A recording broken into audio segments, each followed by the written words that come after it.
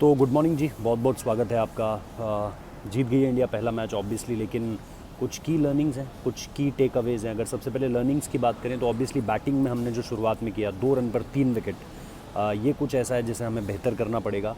और निश्चित तौर पर हमें पता है कि आगे चलकर ऐसा नहीं होने वाला है हर सिचुएशन में। प्लस शुभमन गिल को लेकर के, हालांकि शुभमन गिल को लेकर के अभी जो बात पता चल रही है वो ये कि माइट मिस 1 और 2 गेम्स, मतलब और 1 और 2, मतलब अगर चेन्नई को जोड़ दें तो ये हो सकता है कि आने वाला एक आध मैच वो और मिस कर जाएं, बिकॉज़ अभी भी पूरी तरीके से 100% फिट नहीं है जो पता चला है।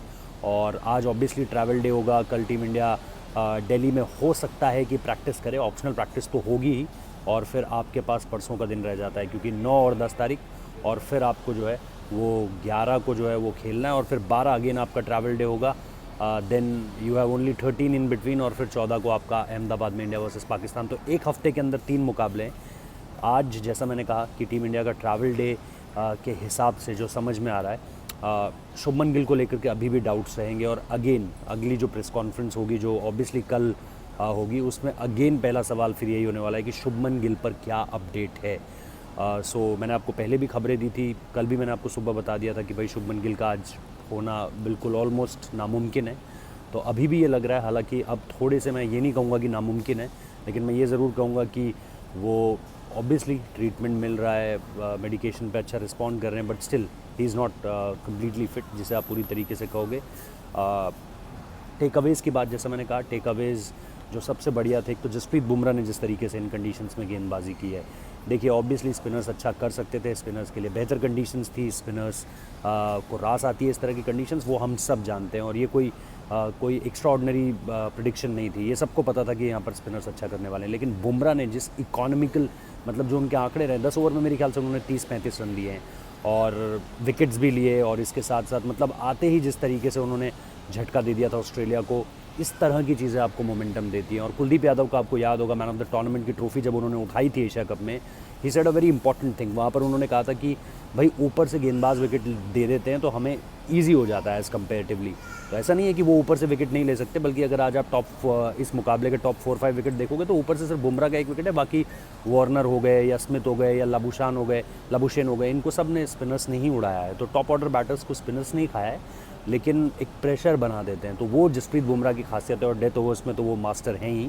तो वो एक बहुत इंपॉर्टेंट टेक अवे, इस तरह की कंडीशंस में उनका बढ़िया गेंदबाजी करना। दूसरी चीज़ ऑब्वियसली 2 रन पर 3 विकेट खोने के बाद ना तो केएल राहुल के पांव डगमगाए, उन्होंने कोई मौका तक नहीं दिया। विराट का तो चलो 12 रन पर एक कैच छूटा, and everyone was saying thank you Mitch Marsh, but KL Rahul की बैटिंग यार, he is the best middle order batsman in the world right now.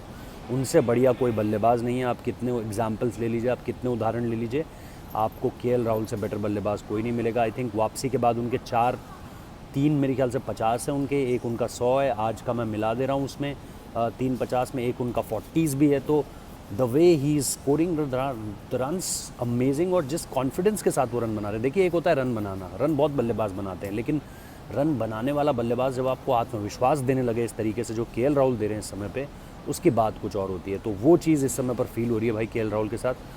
तो ये मेरे हिसाब से सबसे बढ़िया टेक अवेज थे। ऑब्वियसली स्पिनर्स का तो था ही यहाँ पे बोलबाला, इसलिए उनकी ज़्यादा बात नहीं करूँगा।